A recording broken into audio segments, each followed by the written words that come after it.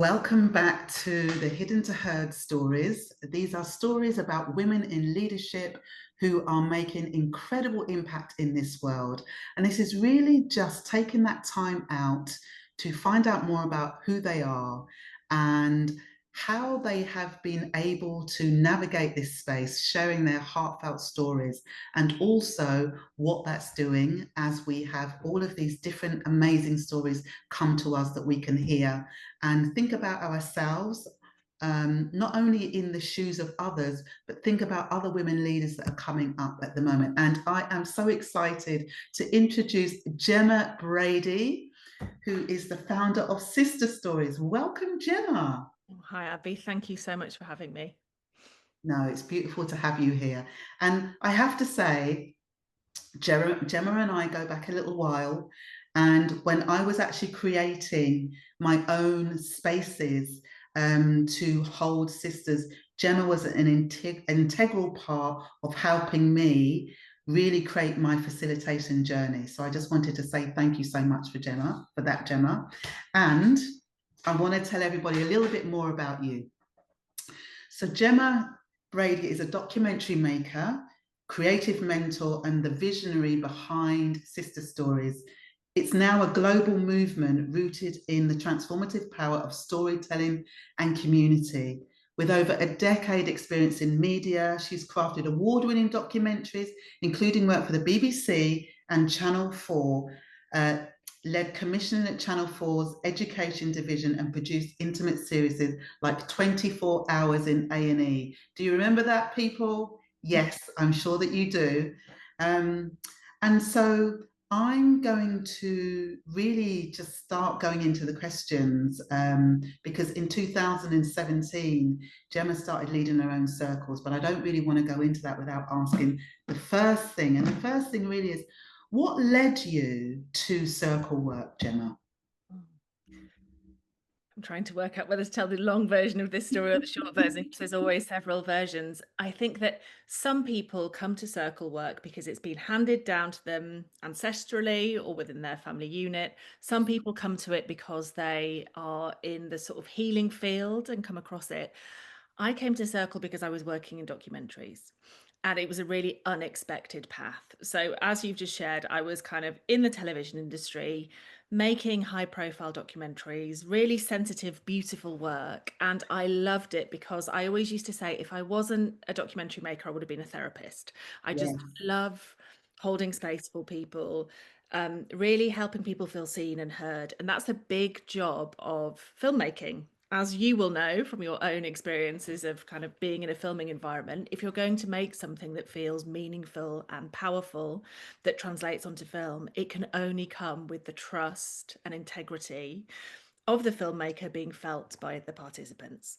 And so part of my job on 24 Hours in A&E, one of the many things that I did on it was I would often do the interviews, which for those who aren't familiar with the documentary, it's a medical series which is set in a big trauma unit in London. So some of the most serious medical emergencies that you can have. That's the medical bit. But the Mm. real backbone of the program is interviews with either the person, the patient, or their family member about their life. And it helps people tell their life story. And it, on the surface, is about medicine, but really, it's a series about love, about what drives us as human beings. And so my job was to hold space for that and to do those interviews. And I was just astonished because in a program like a documentary series, you don't choose in a hospital who walks through the door. Whoever walks through the door on that day Yeah. is who's going to sit on that in that seat. Mm. Every single person had a story that would make your heart bleed if you gave them the space and the time and the attention.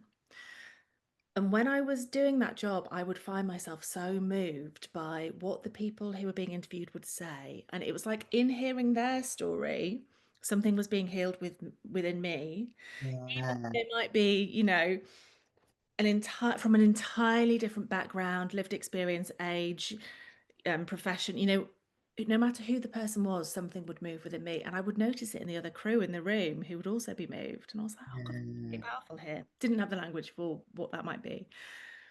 And over time, as I went on my own healing journey and became interested in the healing arts, I started to become curious about what it would be like to gather people together in a room to tell the stories of their lives in a circle. I didn't know about the lineage of circles, which is rich and vast and, it's ancestral work. I Yeah. just had this sort of sense that it might be something powerful to do. And so I started Sister Stories as an experiment in London to bring 8 women together to share the stories of their lives and whatever was present for them. And since then, it's just been a complete whirlwind where I have been so convinced by the power and importance of this work that I've left that big career. And now this is my full-time work. Yeah. Oh, absolutely beautiful. I love I love the way that I mean, you are a natural storyteller anyway, but just in terms of how Sister Stories grew for you. And I think the other interesting for me, because you started off with this group of 8 women, and so I'd just like you to talk a little bit into it's clearly like you have touched hundreds of women's lives. So what is the span? So you're in the UK, but you're not just in the UK anymore, are you?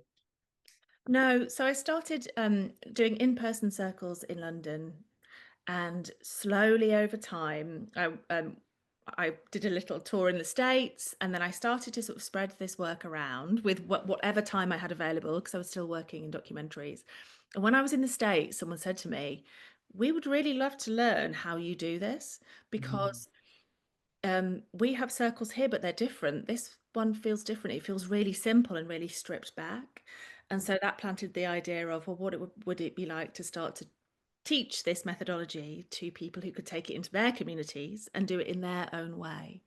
And so in 2018, I started a facilitator training, which now has trained nearly over 1,000 women to do this in their own communities. UK, America, Middle East, Africa, Australia, Canada, because each of us will have such different gifts and experiences and ways of gathering a circle.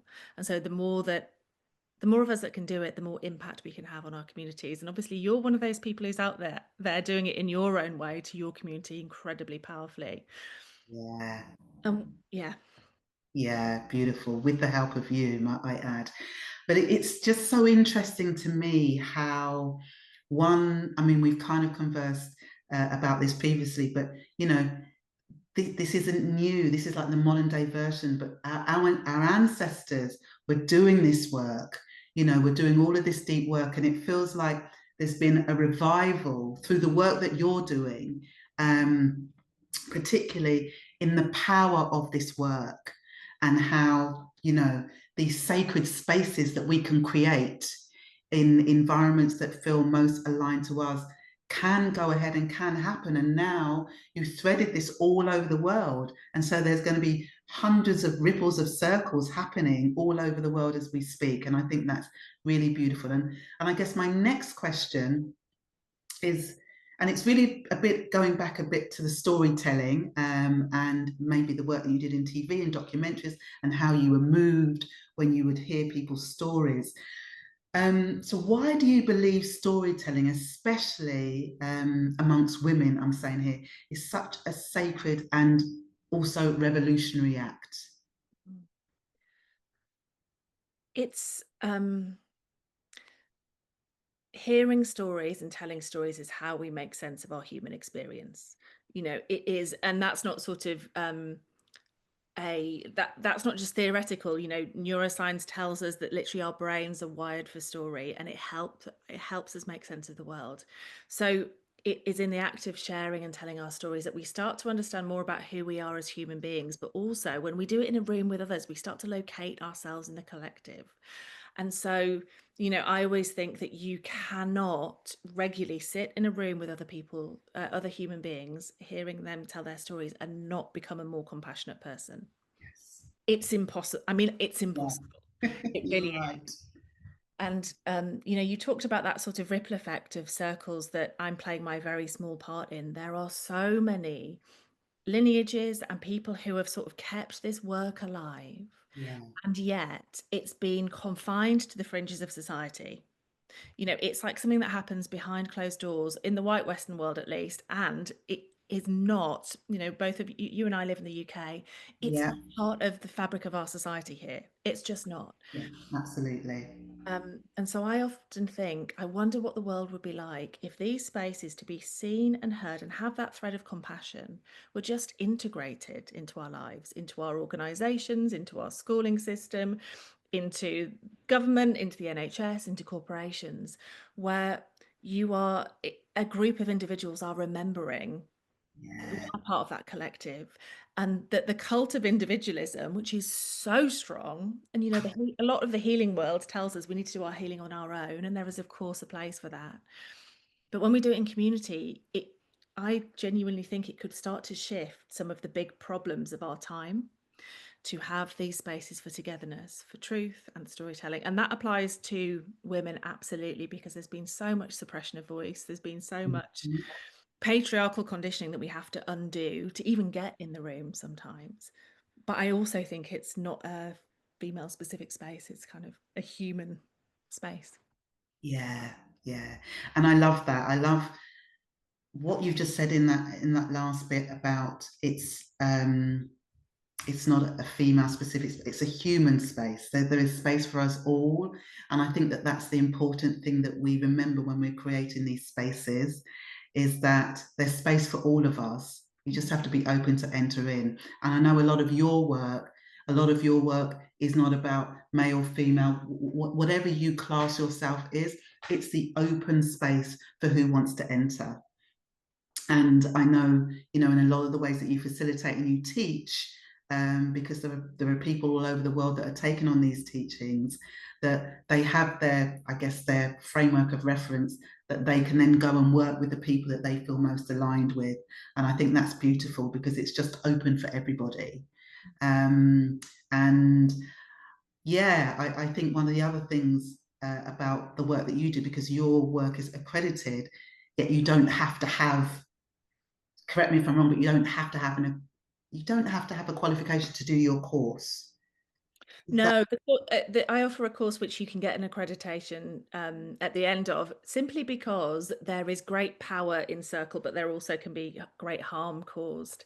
And part of my mission is to have a series of sort of stewards of these circle facilitators, space holders, whatever you want to call them, who can hold them really well, yeah, so we're not causing harm, so that we are allowing depth of emotion, even trauma, to be processed if yes, necessary, without it going off and causing all sorts of chaos in people's lives, yeah, that sort of rootedness.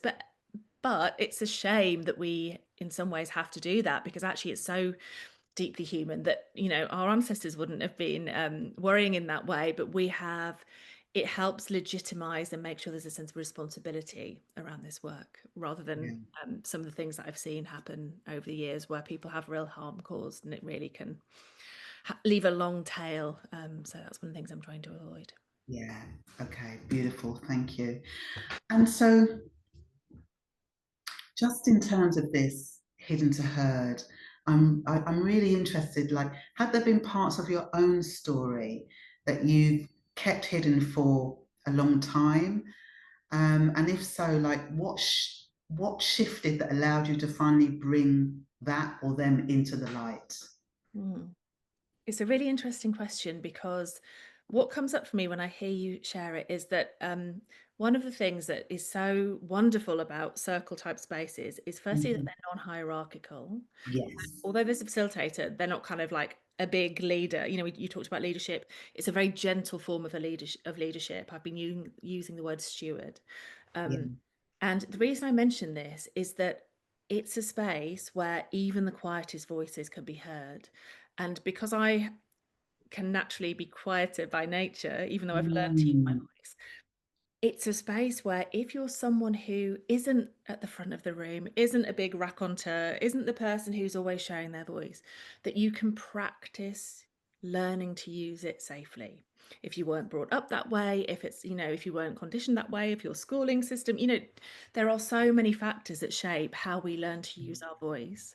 Yeah. And for me, I had a real lack of confidence in lots of areas expressing my voice, but one of them in particular was in the realm of sort of activism, you know, standing up for what I Mm. believe in, expressing um, being part of a sort of movement for liberation in this really Yeah. fractured world we live in, if I hadn't gone to circle space, I wouldn't have the confidence or the language to start to express that more fully in the world. And it's almost like I often find it's a kind of, I don't know if this is the right term, but it's the best I've got today, like a training ground for people who want to learn to, we talk all the time about finding their voice.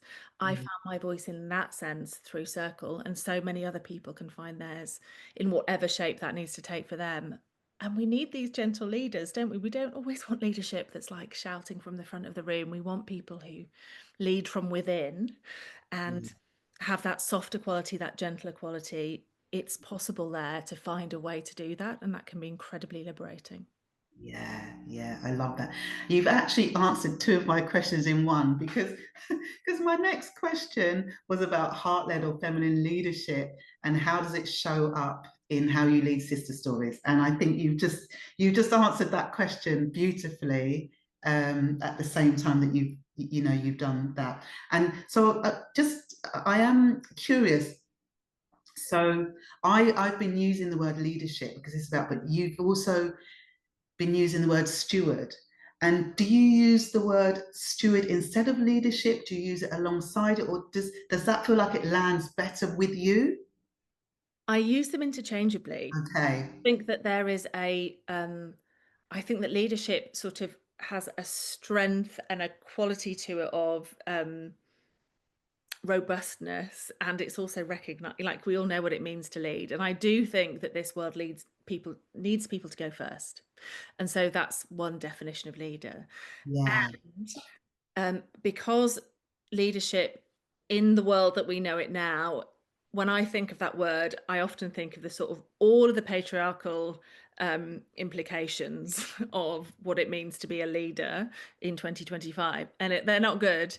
And so sometimes I use the word stewardship because it just has a different energy, which is this kind of, I talked about leading from within. This, like, you are not in charge of the group, you're not directing the group, you're not the person who is in control here.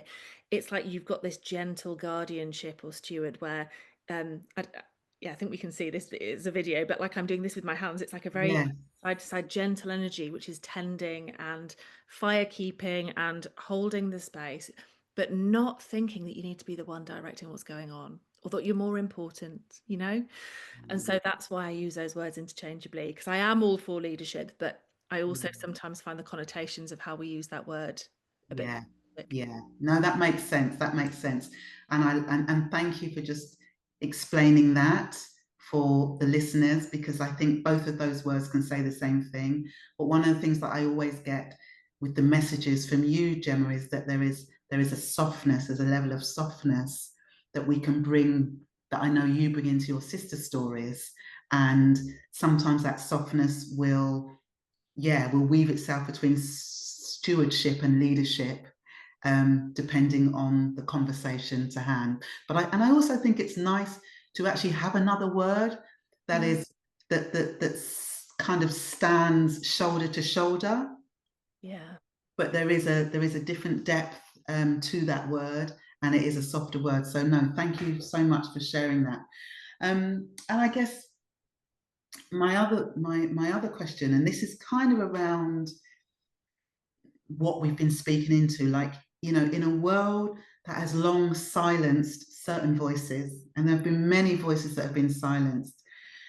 So how do you kind of navigate like the intersection of storytelling and visibility and justice in terms of activism in your work? I mean, that's a really big question. I'm just going to check that I understood it. So can you just repeat it, Abby? Yeah, like in this world where many people have, kind of silenced certain voices, I think for their own gain, and people don't always feel that they can speak into that.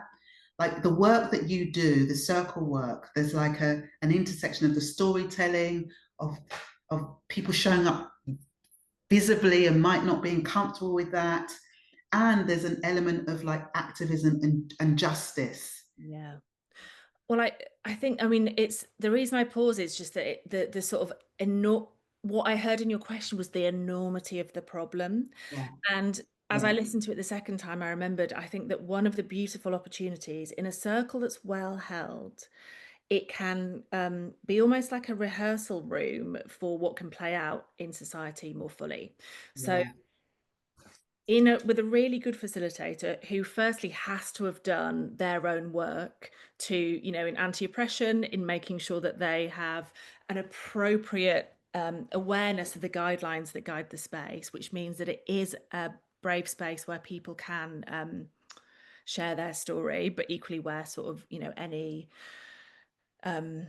discriminatory behavior isn't tolerated. So we'll just yes, assume that that is part of the fabric of how it's made.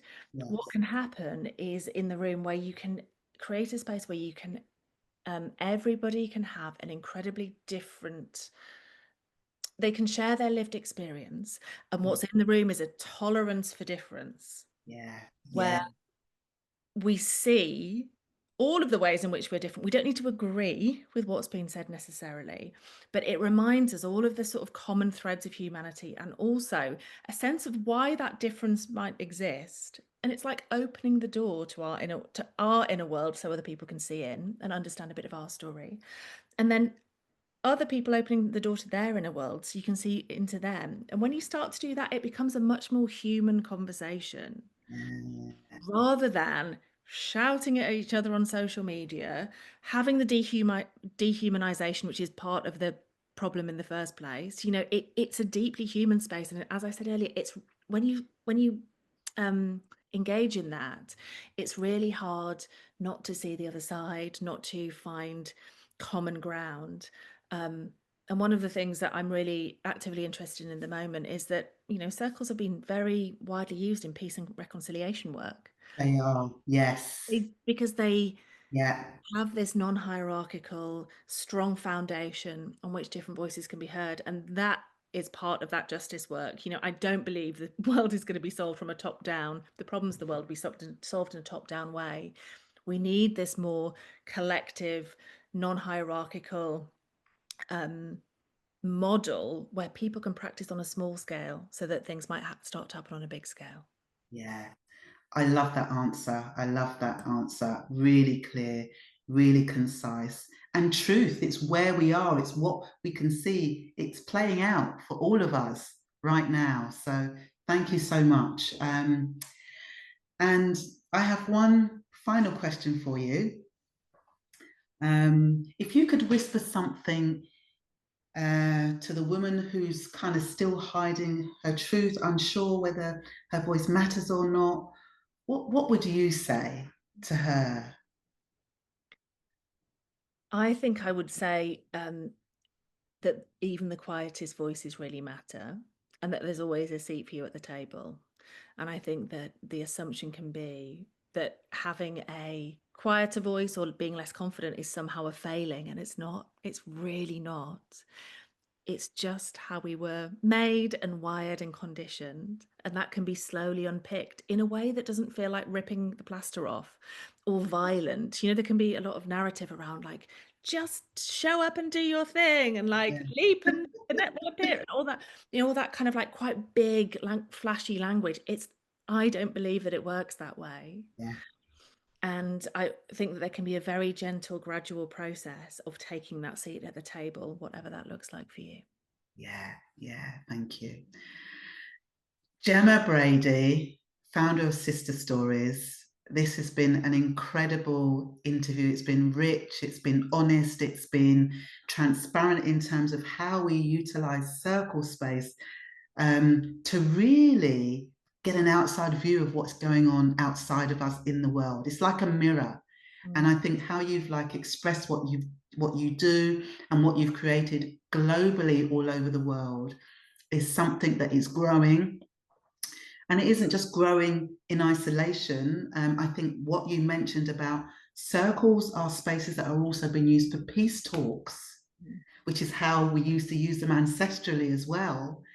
And so, all of that gets to be really rich and so softly powerful that, I know this work is going to continue to expand like exponentially for you from where you are. But I just wanted to say thank you for having the vision. Thank you for believing in your vision and for making it happen back in 2017 and leaving, you know, it was big what you were doing in the TV industry. But look at what you're doing now and the impact that you've had on so many people's lives that many of you probably won't even get to hear about. But we know that it's happening. So I wanted to say thank you so much for being here with me. And where can people get hold of you if they want to connect with you, if they want to find out more about the work that you do, places to get hold of you? Yes. So my website is www.sisterstories.co, just .co, no com, no UK. Yeah. And that's a good place to find out what's going on. I mainly write via my newsletter, which you can sign up to there. And I'm also on Instagram, which is Sister Stories UK. Okay, beautiful. And I will make sure that for the audience that all of your links are put down in the show reel so they can see exactly where they can get hold of you. And I just want to say it's been an honor. It's been a pleasure. I love, I love, love, love the work that you're doing. I'm loving seeing the expansion of Sister Stories and, how it's affecting so many different countries across the globe. So thank you so much for taking out the time for being with me today.